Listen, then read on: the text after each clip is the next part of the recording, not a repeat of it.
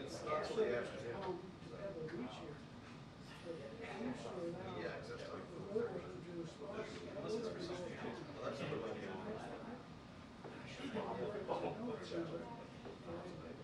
But she said, what she knows was back to the Bob Costa.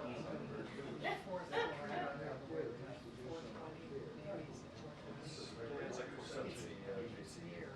Yeah. Yeah.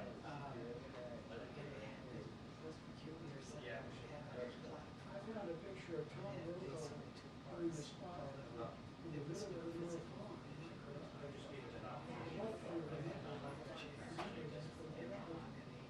Right. I'll send you a picture. I don't know if you all know JC's studio, but also various journalistic issues. That John Lennon had.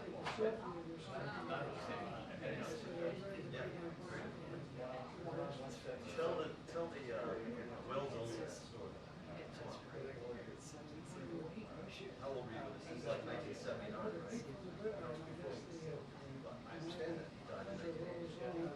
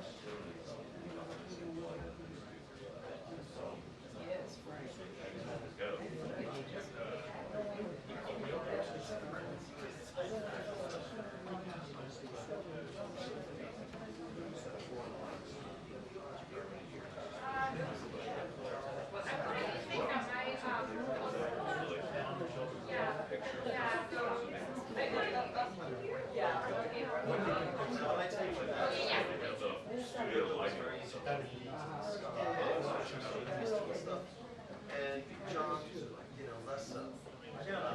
He took the inspiration from a song here and there. And so really what he said, you well know what he was saying was like, you got that song.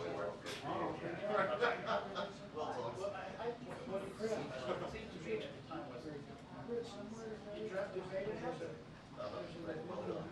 Well done.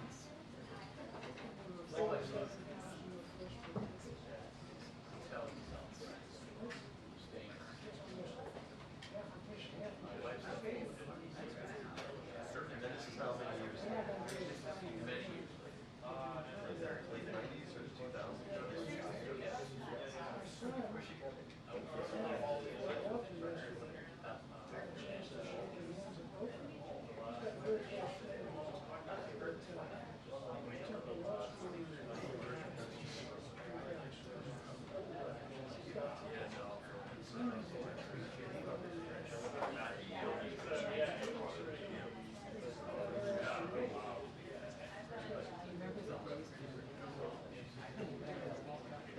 Thank you. I appreciate it. Try to give me some reps.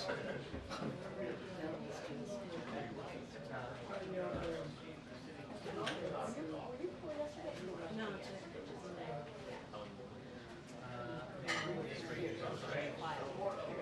was that you were in interior?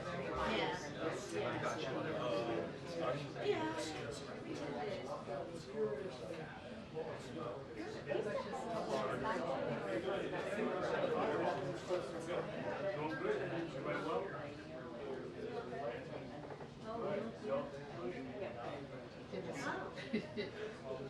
There was so many like this one.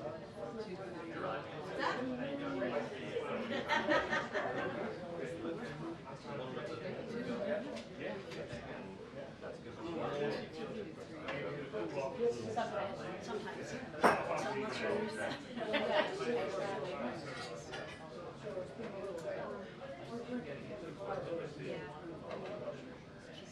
this is HW in Sweden,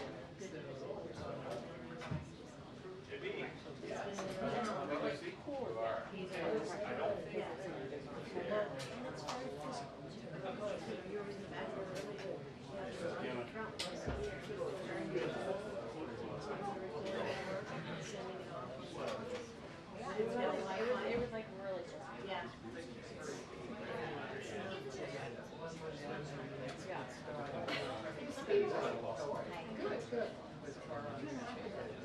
Yeah. Thank you, thank you. Same shade too.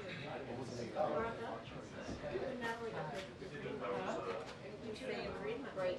Yeah, right. You can sit in the middle of you guys. Perfect. As soon as Yeah.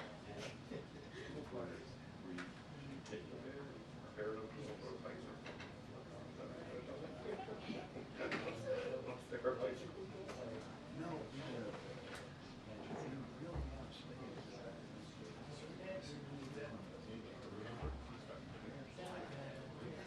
Did not wait. I do.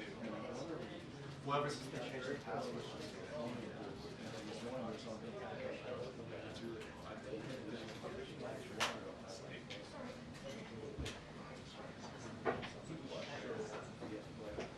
First I thought it was pretty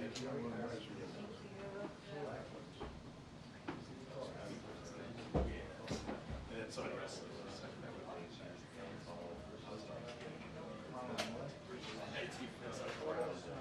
Not at all by way of one-upmanship. My digital time. Here is yours.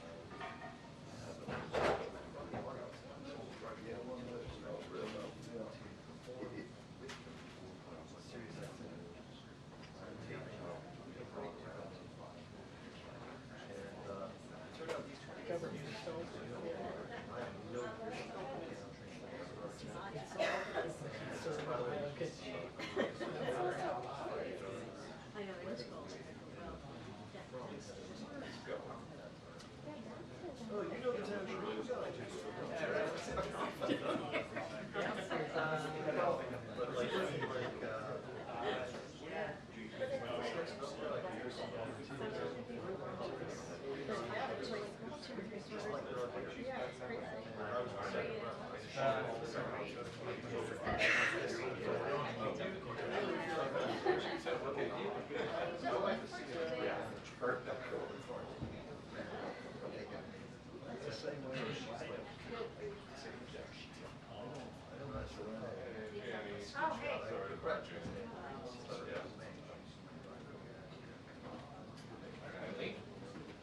but I She's starting at 2:30.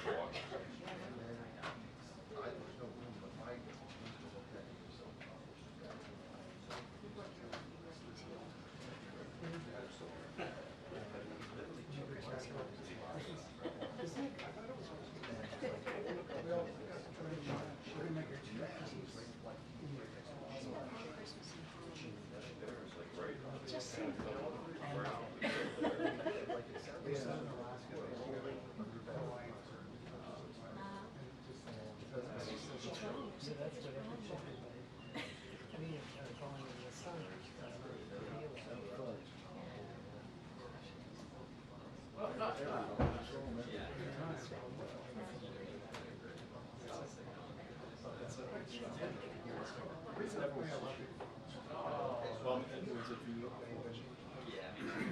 That photo, which was taken by and I have the program.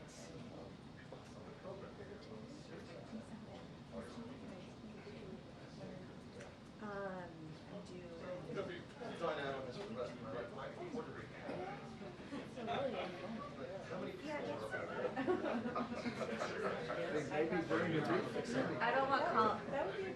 I don't want Colin to have to figure out how to describe in the transcript. What would you do? Like sound sound of splashing water.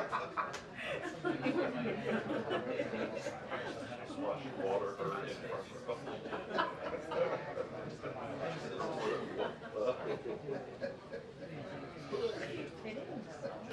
No.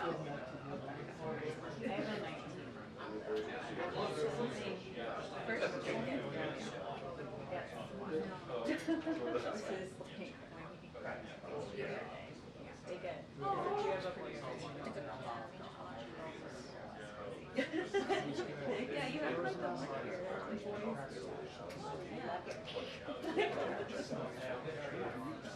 Yeah, ready for it? Very progressive. You're taking.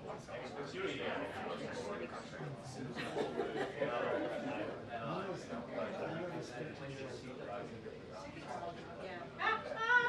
You're first.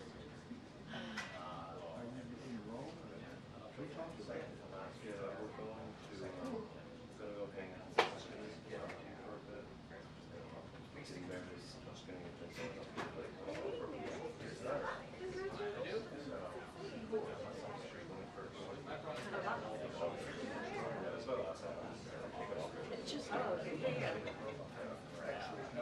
That's kind of neat.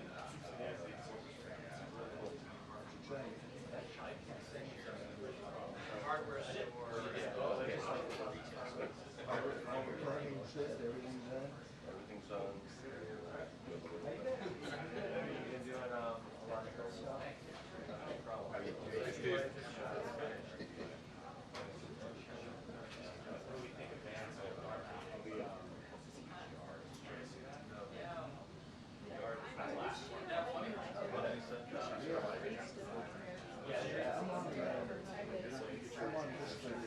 Oh, you're my turn. The white guy's got Walked over to him. No, I was supposed to but I can't get it right, so I didn't notice when I was on. Can't get it right. My phone's on, but no, I don't.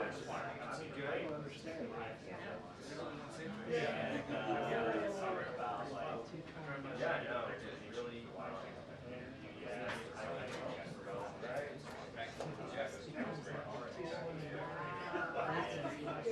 She's got to be the most sarcastic major.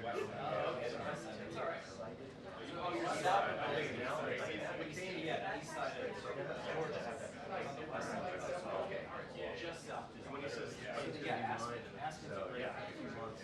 It's reminiscent of the LBJ story where he's got a young man walking through Cheryl helicopter.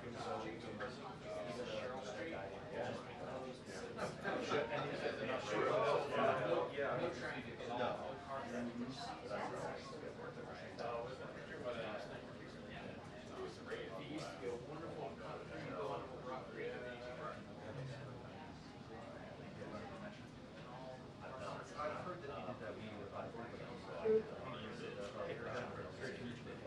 I'll have to ask him.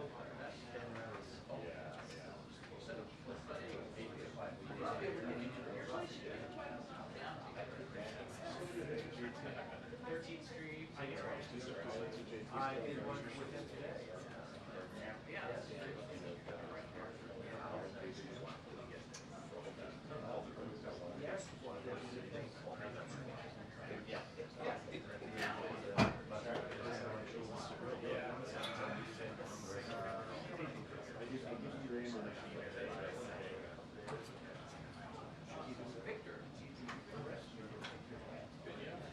So you sort of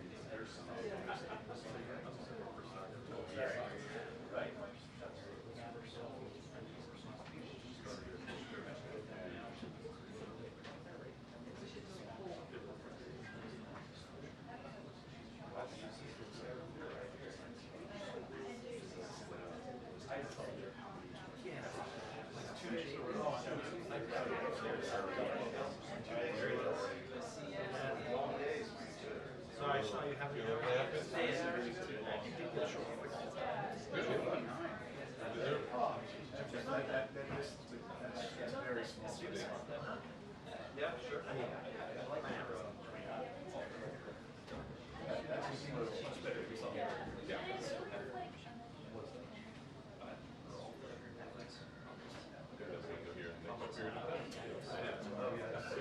They missed your windows, you couldn't tell me what it's 2:30 to 2:39. How long do you go?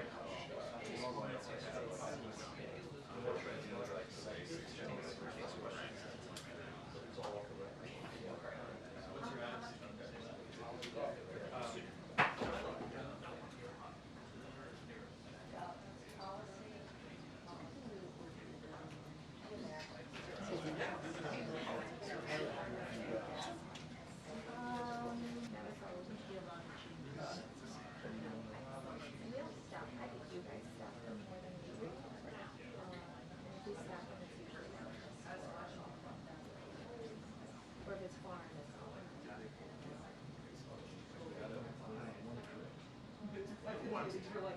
When's the last time you saw somebody do that? Obama used to routine, but it was hard. It was here. Yeah, I know he didn't. He started in Blackwater. Yeah. And he was just the same way. Lincoln just got the I'm vigorous.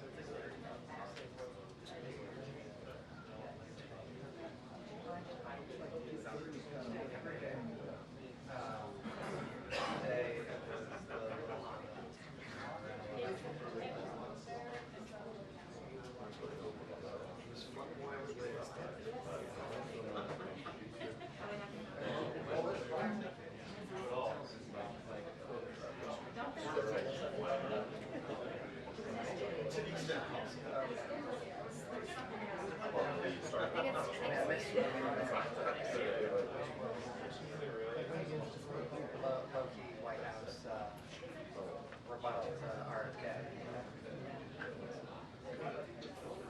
Make a decision or we'll do that.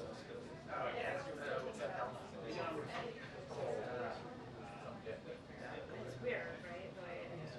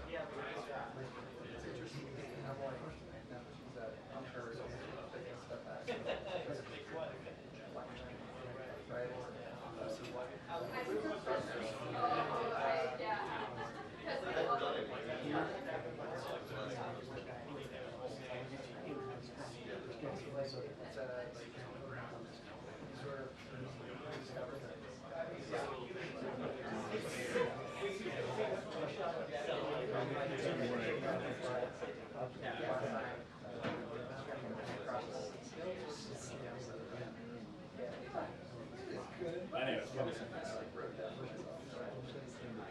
used it later on in Trinidad, but I would like to read it.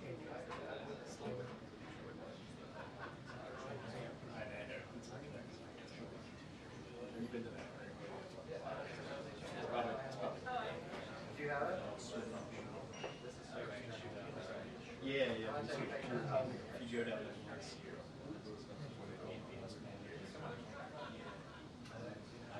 well, they say like essentially you would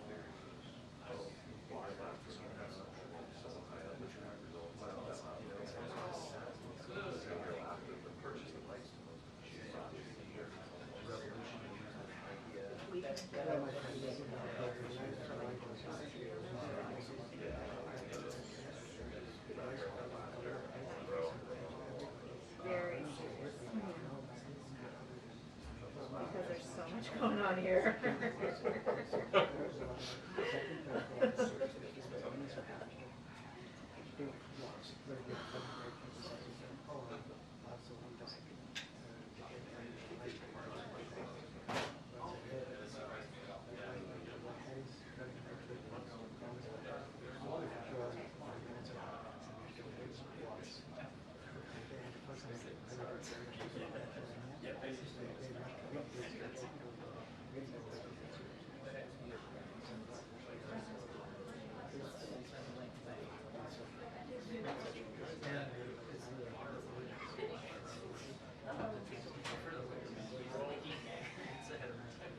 sometimes it rolls.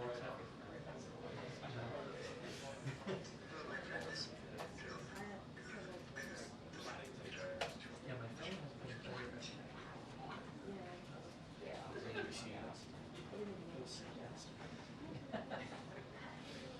press briefing will begin in 2 minutes. The press briefing will begin in 2 minutes.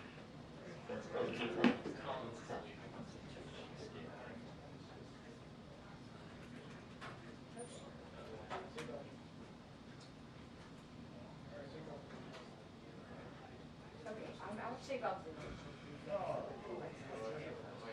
Yeah.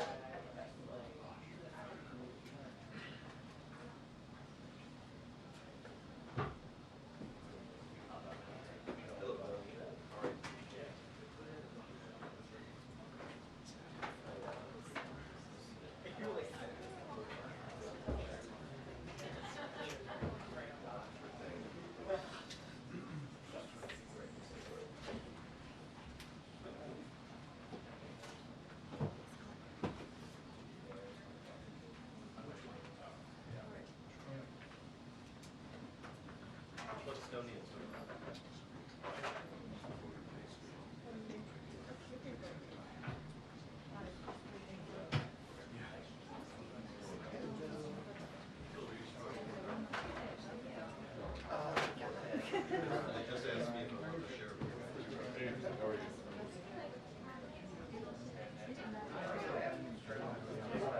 Yeah. He knows who the friend is.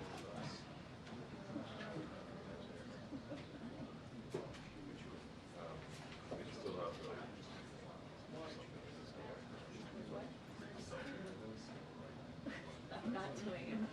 Sure. I'm good. Glow.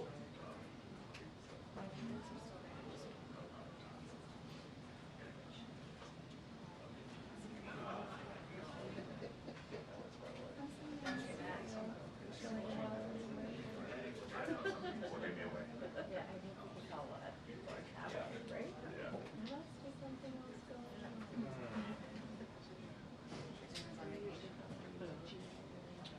So I'm just based in DC, but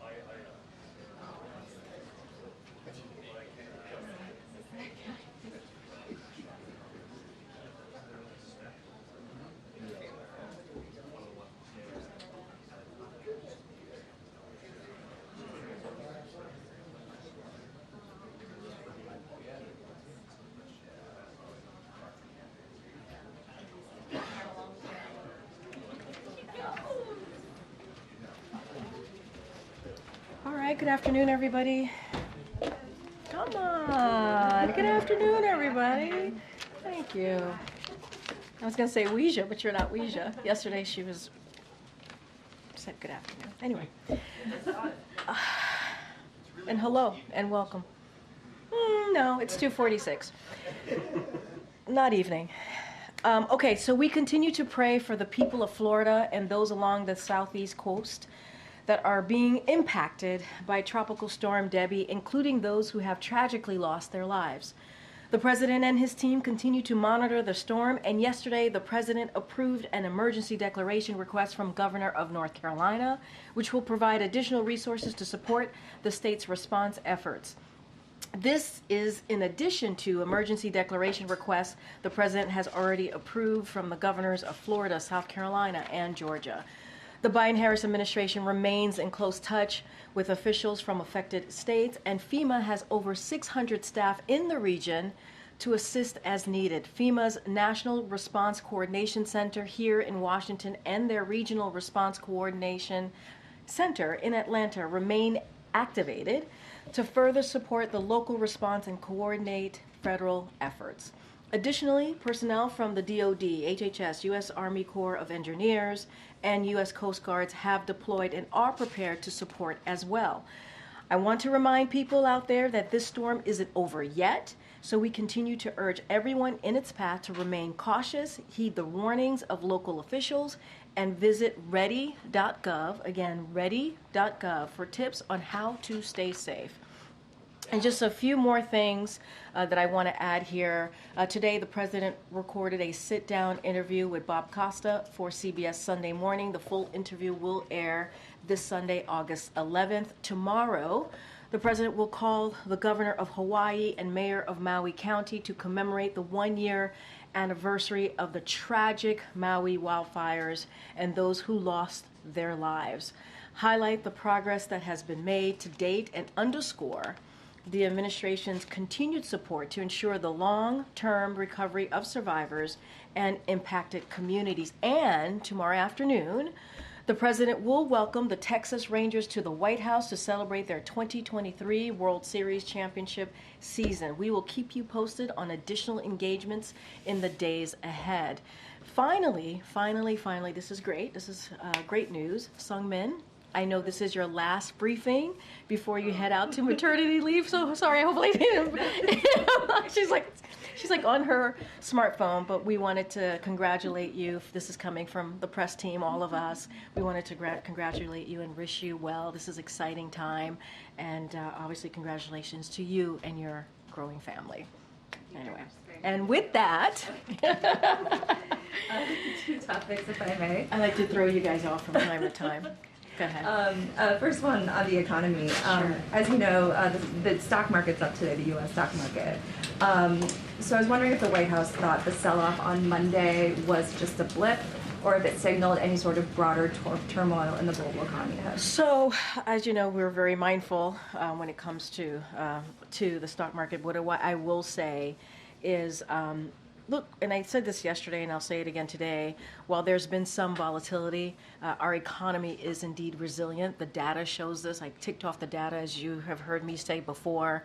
Unemployment is still low at 4.3%, created nearly 16 million jobs, including more than 170,000 jobs per month over the last 3 months. Inflation is down 2.5%. Wages are up. They are rising faster than the prices for 14 months in a row. That's important.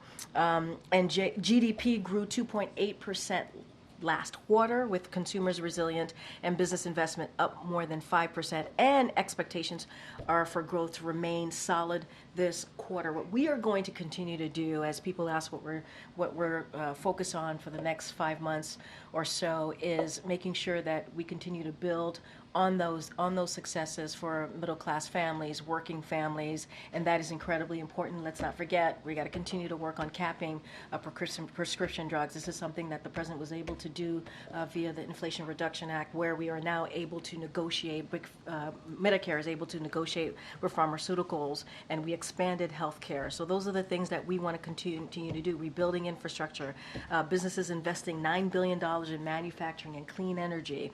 Those are the things that we want to focus on, taking on price gouging.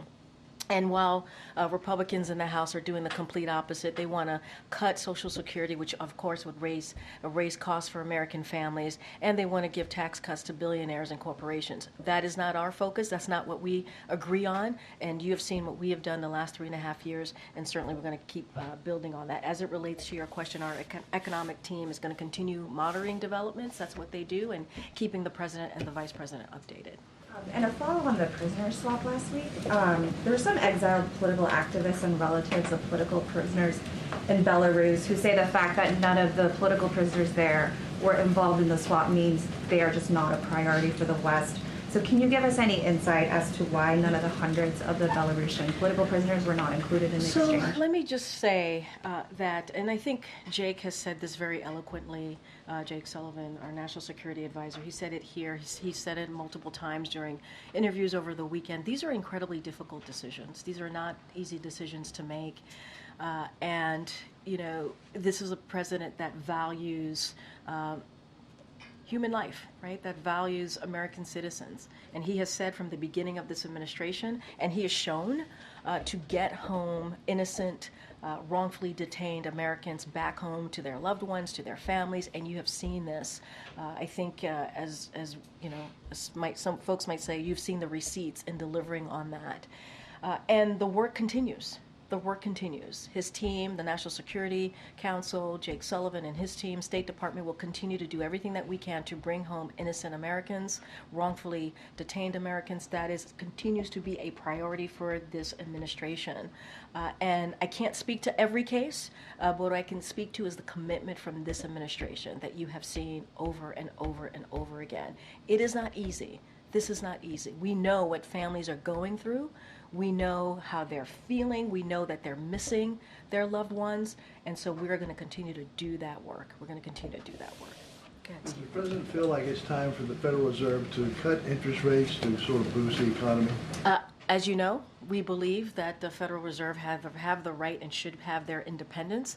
Unlike the last administration, we believe in the independence of the Federal Reserve. We have been consistent with that. We continue to do that. The Federal Reserve will make their own monetary policy decision when they choose, and that is something for them to decide on.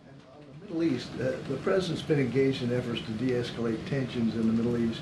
Has he persuaded Iran not to retaliate against Israel? Look, I'm not going to speak for what Iran will or will not do. It is up for them. That is their plans.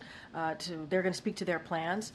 They have been very public about what their next steps are going to be in responding publicly.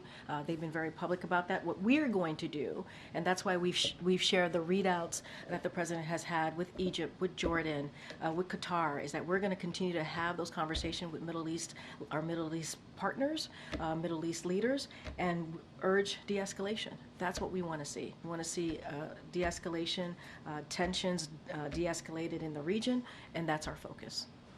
Good. Yeah, thanks, Joey. Karine. Yeah, thanks, I know Karine. last time. Yeah. Did President Biden watch last night's rally with Kamala Harris debuting her VP pick, Tim Walz? What was her impressions on that rally? His impressions, you mean? His Yeah. impressions. Okay. Well, look, I don't have anything to share on if the president watched or not. Look, I shared yesterday that the president spoke to Governor Walz yesterday and congratulated him. I think we shared that. Spoke to the Vice President Kamala Harris before the announcement was made. And so we've been very clear, and I think he put out a statement, he did put out a statement talking about how it was a great decision, going to be really mindful, right, because I don't want to, there's a Hatch Act situation, but what I will say is just reiterate what the president said, is that he thought it was a great decision. He's known Governor Walz for more than 2 decades. This is someone who enlisted to serve his country at the age of 17, served in the Army National Guard for 24 years, was a high school football coach, was a teacher, served in Congress. Obviously now he's governor. This is someone who cares about working people, who cares about American lives. He grew up on a farm in the Midwest, and so his values is something that the president has always been impressed by. They have worked together on really key important issues that matter to the American people. And I think, if you go back to read his statement, you'll see exactly how the president feels about the vice president picking Governor Walz. Again, Dan. Thanks, Karine. What's the president's thinking about the bordering incursion that Ukraine is currently making into Russia? Has he got any concerns that could sort of So make look, the situation? I can say this is that we are going to, obviously we've seen the reportings, obviously, so we're going to reach out to the Ukrainian military to learn more about their objectives. As far as the specifics on that, I would refer you to the Ukrainians to speak about their own military operations. That's where I would refer you to. But we are, generally speaking, as you know, we have been supportive of Ukraine as they are defending themselves against Russia's aggression. We think that is obviously important to do as we talk about democracy and freedom, and so we're going to continue to do that. And they are going to take actions, right? Common sense actions to certainly to protect themselves from these attacks. But as for the specific operation, we're going to reach out to them to see what their objective is and continue to stay focused. We are going to continue to stay focused on making sure they have what they need to defend themselves against Russia's aggression. Okay. Thank you, Karine. You mentioned that you've seen the reports. I'm curious, was the White House made aware prior to? No. Okay. Is there any feeling that if there is evidence of U.S. supplied weapons or munitions being used in this attack, could it lead to further escalation? I'm just not going to get into hypotheticals. Let us do our outreach to the Ukrainian military. I just don't have anything beyond that. We have to remember that obviously in this region, there's Russian troops there. They are in a region of Russia, and they're in that region attacking Ukraine. And so we can't forget that. But our House policy has not changed. We're going to continue certainly to support Ukraine as they continue to defend themselves. One pivot, if I may, Sure. the campaign trail.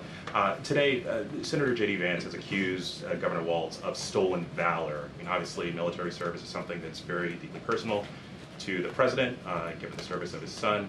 I'm curious, how is he reacting to these statements? So look, any specific attacks or comments, I would have to refer you to the campaign. I think when I was answering your colleague Joey's question, Walz, I laid out, and you all have seen his bio, right? This is someone who enlisted at 17 years old to serve his country. He was part of the Army National Guard for 24 years. This is someone who was a high school teacher, right? A high school coach as well, who grew up in a small town in the Midwest. And so I think his bio speaks for itself. Who he is speaks for himself. His record speaks for itself. And I'm just not going to say anything beyond that. On Israel and Hamas and ceasefire negotiations, the administration has said you're closer than ever. What are those final steps, and how is the president involved in the final stages? So I'm going to be very mindful here and not negotiate from here. And obviously we have closed some gaps. You've heard us say this. Some important gaps, and we feel like we are, closer, as you just stated in your question. That was part of a readout from yesterday.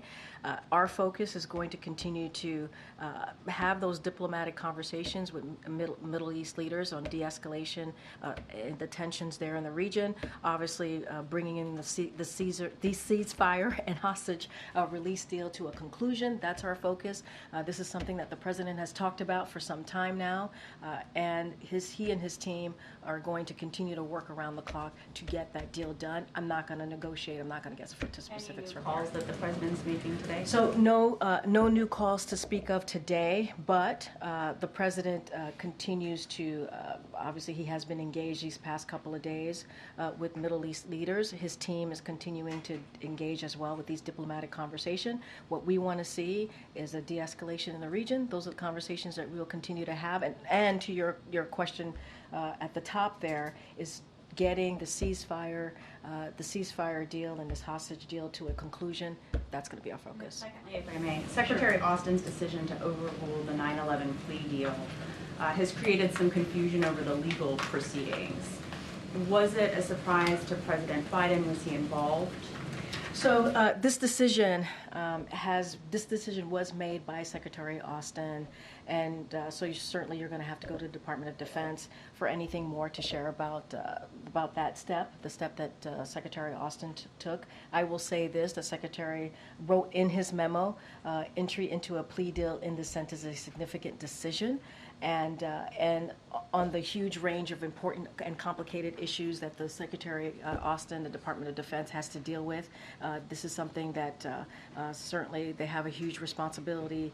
And so because of that, certainly Secretary Austin has the full support and confidence of this president, especially with active military prosecutions. And so I would really have to leave it there. This is a decision that Secretary Austin made, and that is certainly to talk about that particular step, Department of Defense would have to speak to. Karine, last night Governor Walz said during the rally in Philadelphia, he praised the Vice President's leadership, but he also thanked her in particular for bringing back the joy to the campaign trail. Does the President share that assessment that Vice President Harris has returned joy? So here's what I will say. Again, it's a campaign activity, but I'll say this more broadly, and this is basically repeating what the President said. He said the most important decision that he made in 2020 was picking Kamala Harris for his running mate, who obviously is now the Vice President. And he did so because he believed she could lead on day one. And he's incredibly proud of her. He chose her to be his critical partner for the last 3.5 years, and obviously now in this transition period, if you will, because of her judgment, because of her leadership, because of her temperament, and because of her experience. And so what he has seen what we've all watched and experienced these past couple of weeks is exactly what he was hoping for. You think about the energy, you think about the excitement. That's what he wanted to see, right? He talked about unity. He wanted to bring the party together. So I will leave it there. Has the President been briefed on this alleged Austrian terror plot in which there were a couple of arrests today of individuals who were planning to target Taylor Swift concerts in Vienna specifically? Is he aware of that? So I just, when I came out, I saw the reporting. I know that local law enforcement is taking the lead here. I just don't have anything to share beyond that. And finally, you mentioned the CBS interview that the President did today. Is there anything else you can share about how he's spending his days since he didn't have public events yesterday or today? Anything else to share? Well, you'll see him tomorrow, as I just mentioned. As you know, he's made several head of state calls this past couple days as it relates to de-escalating the tension in the Middle East, and he has been meeting with his senior team. I met with him, obviously, ahead of his interview today, and you'll see him tomorrow. And when we have more to share, certainly we will share that with all of you. As far as his schedule, we will do that. Thank you. Just to follow up on Steve's question, also the leader of Hezbollah said yesterday that retaliation is coming. So despite the fact that the White House is being engaged in diplomatic efforts, do you believe at this stage that actually an attack by Iran and the proxies is inevitable? What I can say is we're monitoring the situation. That's what we're doing. That's what I can speak to. Iran, Hezbollah, they will speak for themselves. Obviously, Iran has been very public about this.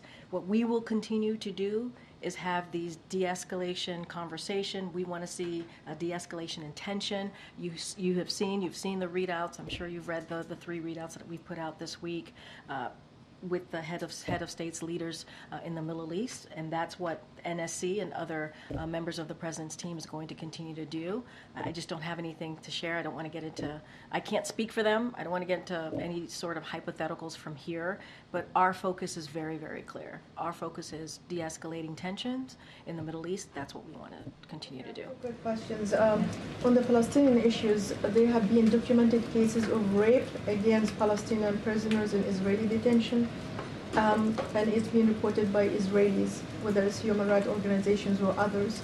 Does the White House has raised these cases in particular with the Israelis, and what were their response? So the reports of rape, torture, and abuse are deeply, deeply concerning, and we have been clear and consistent with Israel that it must treat all detainees humanely and with dignity in accordance with international law, must respect detainees' human rights, and must ensure accountability for any abuses or violations. Reiterate that we support an IDF investigation into allegations of serious abuse of Palestinian detainees by IDF soldiers. It is essential that the rule of law and due process prevail. That is what we want to see, and obviously we're going to continue to have those conversations. And finally, what message does the U.S. send when you have powerful lobbies unseating two African Americans, congressmen and women, which is Jamal Bowman or now Cori Bush, because they criticize Israel? They've been labeled as anti-Semitic just because they criticize the conduct of the Israelis. So how can you project U.S. values to other countries when you see this nexus between money and lobbying influencing politics? So I've not been covering these races. And I can't speak to what has been happening on the ground. It's not something that I'm going to speak to. What I can say is, more broadly, just as we do speak to when there is a primary election, we congratulate the winners of yesterday's primary elections. That's what we're going to do, and we want to be able to work on behalf of the American people with future congressional members, and that's what I can speak to, and that's where I'll stay. Thank you, Karine. You mentioned the CBS interview that will be airing this weekend. What was the impetus for the president to decide to sit for that interview? I mean, look, the president has always said that he wants to do interviews, speak directly to the American people. One way to do that is to do interviews with you all. And so that is something that he wanted to do, a sit-down interview. I'm not going to get into the specifics. You guys will see. They will promote, obviously, CBS will promote. To get across? I mean, look, the message for this president has always been the same, right? Which is he's going to do everything that he can to deliver for the American people, to work on issues that they care about, whether it's the economy, whether it's about freedom and democracy, whether it's about making sure that we lower costs. Those are things that the president is always very clear about. I'm not going to get ahead of the interview. He did an interview. He was happy to do it. And I think, stay tuned. You all will see what his message is and what the interview was all about. But we're hoping, obviously, he'll continue to talk and take questions from you all in the next 5 months. During that time, how is he thinking about using his executive authority to achieve anything left on his to-do list? And appreciate the question. I'm not going to get ahead of the president on any potential executive actions that he might take on any important issue that matters to the American people. What I can say is he wants to build on the historic record that he has been able to lay out and deliver for the American people. That's his focus. I'm not going to get ahead of the president. Has he spoken to Vice President Harris after last night's rally? They definitely spoke, as we mentioned yesterday from here. The Vice President called the President ahead of the announcement of her running mate, so they had a conversation. They speak regularly. They are partners in this, as you know, and have a close relationship. I just don't have anything to read out outside of that. Has the president spoken yet to any of the U.S. service members who were injured this week overseas by Iranian proxies? Don't have any conversations to speak of from the president. What I can say, just to give you all a little bit of an update, of the 7 U.S. personnel injured during the attack, 2 personnel have been returned to duty, 2 personnel are recovering locally, and 3 personnel have been evacuated for further treatment and remain in stable condition. Obviously, we wish them all a speedy recovery. If there is a call to speak to, we certainly will let you know. I ask that because you're saying that the president is very busy every single day, obviously in the Oval Office and within the walls of the White House. And I know you're taking things day by day here, but can you give the American people maybe an expectation of how much or how little we expect to see the president out and about? Let's just get back to the service members for a second. Sure. Obviously, we are wishing them a speedy recovery. They were injured, and so we have to give them some space and opportunity to get better, to get that treatment that they need. As the president, he's also the commander-in-chief, as you know, and he takes that incredibly seriously. So I just wanted to make sure, just want to make sure that I had a second to go back to that. As it relates to the president's schedule, public schedule, because I think that's what you're really asking me about, what his public schedule will look like. You'll see him tomorrow. There will be more opportunities. We have 5 months left here. There'll be plenty of opportunities, obviously, to see the president. And certainly when we have events, public events to share and travel to share, as we normally do, we will do just that. Go ahead, Josh. No, go ahead, Josh. Has he decided on how long he'll go to the DNC for? How long? We're still working that out. And once we have more information, obviously, we'll work that through. Has he spoken with the vice president about how he can best support her? In other words, is he giving her this moment, for lack of a better phrase, by doing more private events than public ones? So, look, I think what you can expect is the president is going to be as supportive as he can to the vice president. I got to be mindful because a lot of this, obviously, that we're talking about is campaign activity, and they talk regularly, they talk frequently, so I'm probably just going to leave it there and not get too much into their private conversations. The president made this decision because he thought it was the right decision on behalf of this country. He thought it was the right decision to make in this moment. And he's very proud of that decision. He's very proud of the vice president. And he believes, again, as I stated before, that when he selected her in 2020 to be his running mate, it was the right decision at that time. And it was the right decision in moving forward with our country, the best decision that he made. And he's incredibly proud of her. He believes she has the experience, the judgment, the temperament to do the job. And I think that's what we're seeing right now. As a more minor point on a different subject, is there any update you can share about the proposed purchase of U.S. steel by Nippon Steel, Japanese company? I know that's something that you care about a lot, Josh. For quite a while. CFIUS 8 months, review. something like that. CFIUS review, my favorite acronym. Don't have anything to share. As you know, CFIUS is independent, and they're going to make their decision when they're The ready. administration's position, you're waiting on that? It's under review. That's Thank you. When the president dropped out of the race a couple weeks ago, you talked about how it presented an opportunity, more time to perhaps pursue different priorities now that he's not running for re-election. Have you all come up with a list of what that's going to look like? Any top to-do items that he wants to get done now that he has a little bit more time? So, look, we certainly will have more to share on that.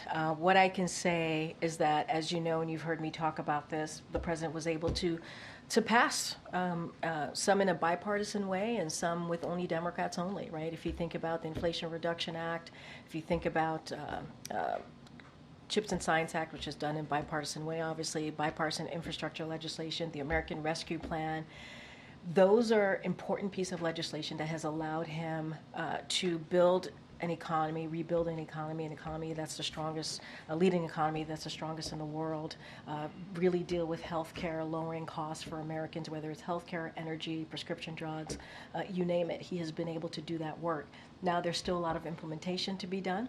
He wants to see, for example, when we think about the infrastructure law, we want to make sure that those projects gets moving. The CHIPS and Science Act, bring manufacturing back here to the U.S. There's a lot of work that still needs to be done just on the stuff that he's been able to get done.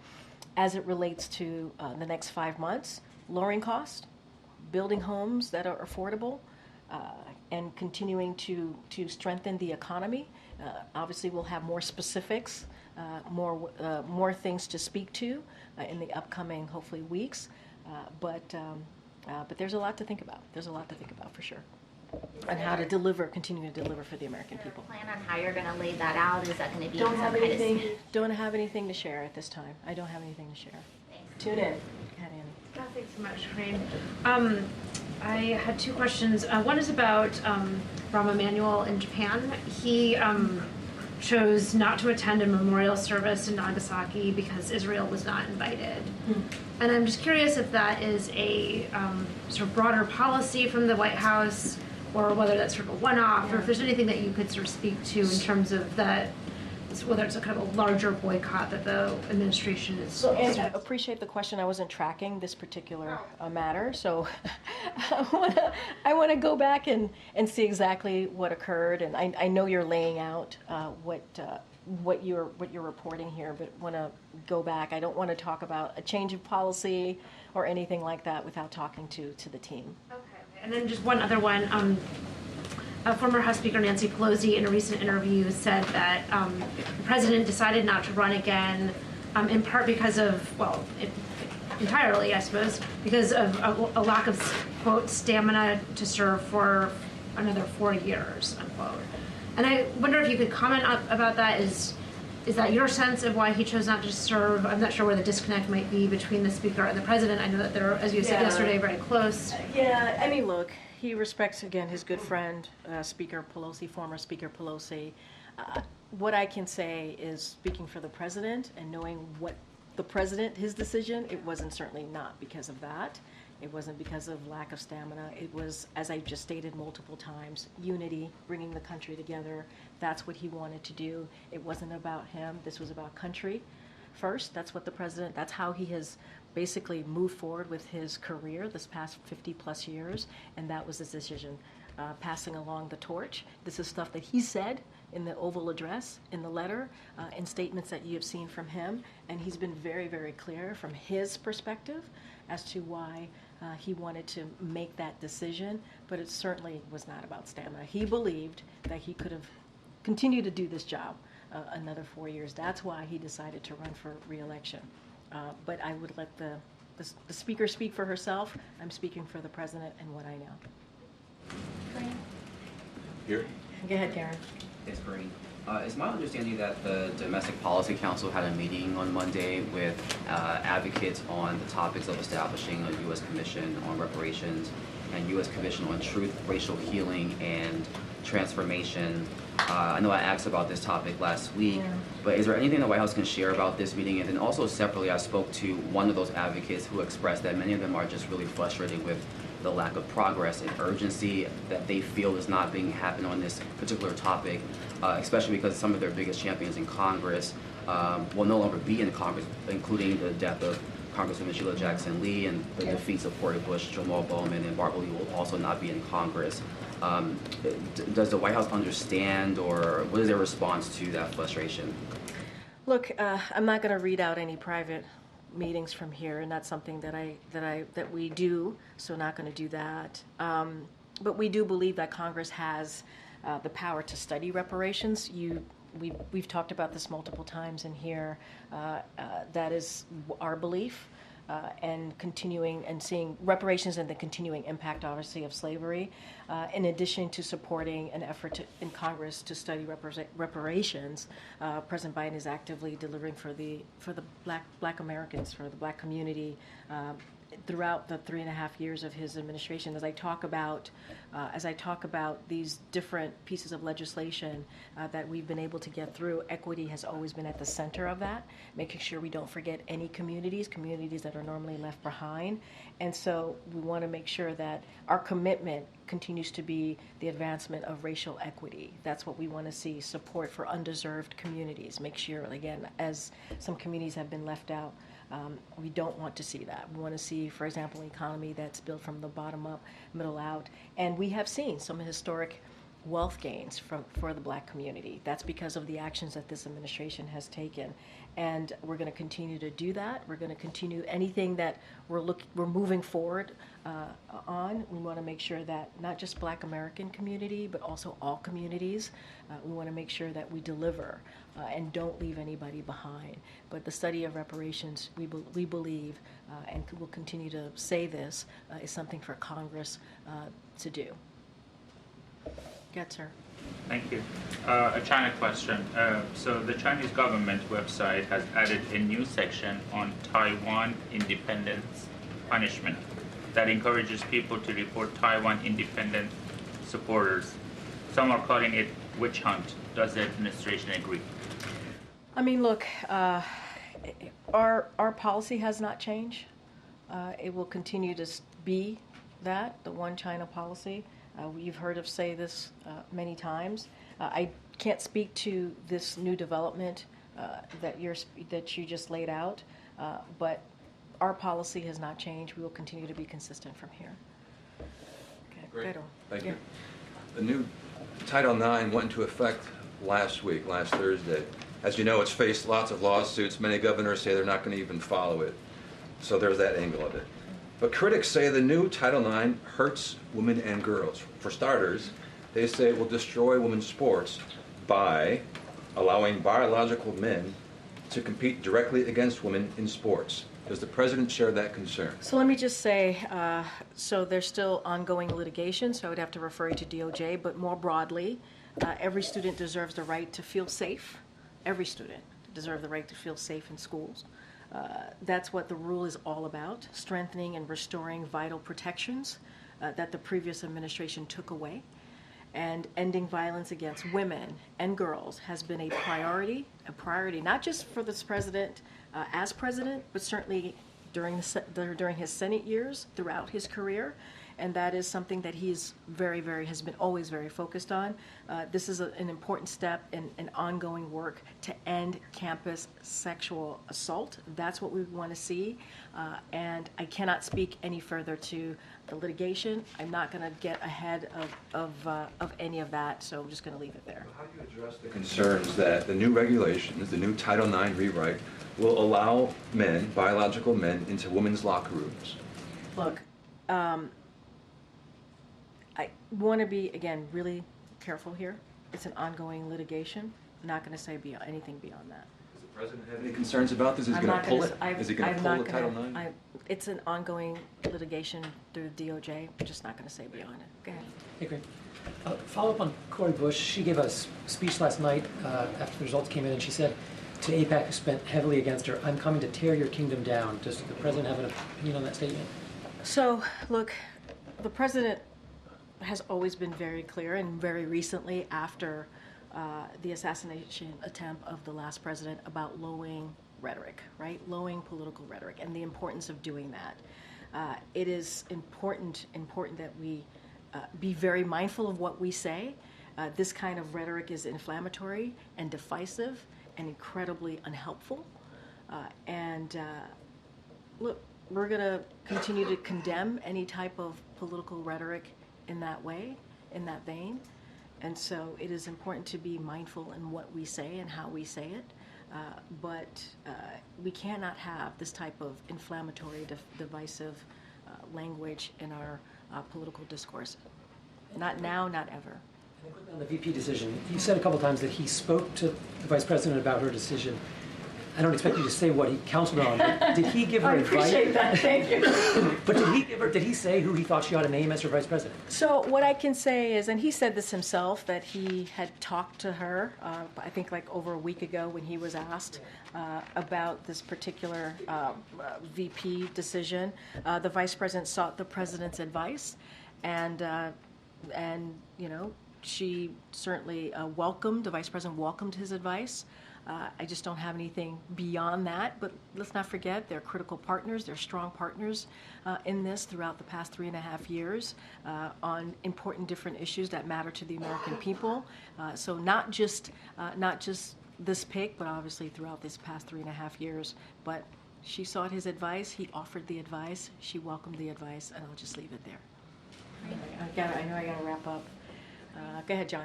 Thanks a lot, Karine. Can you just clarify an answer that you gave a little bit earlier? Yeah. It involves that revocation of that plea deal for the 9/11 defendants, including Khalid Sheikh Mohammed. Did the Secretary of Defense give a heads up to the President, the Commander-in-Chief? This is a decision that he made. That he made on his own. I understand. Can I just I think that answers the question. Well, it doesn't, because I want to know if... For you, maybe, but go ahead. Okay. I just simply wanted to know whether the Secretary of Defense gave a heads up to the Commander-in-Chief about his decision. This decision was made by the Secretary. This was his decision to make. This is his decision to make. This was his decision to make. This is not something that we are involved in. The President, what I can say is the President has the full confidence of the Secretary. It was his decision to make. I'm not doubting whether he has confidence or not in the Secretary of Defense. Just simply wanted to know, but I'll move on. wanted to ask you another question that just was out there on social media, and maybe you can reply to it. The former president has made this suggestion that the current president may still want to be the Democratic presidential nominee. Put that out on social media. Does the president, I see your reaction to this, that's why I want to ask you this. Does the president in any way lament his decision to drop out of the race? The president is proud of his decision. He's proud of his decision. Again, we had nothing to do with the 9/11 plea deal reversal. We had nothing to do with it. This was something for the secretary to make, and he made it. The president has full confidence in the secretary. Thank you, everybody. See you tomorrow.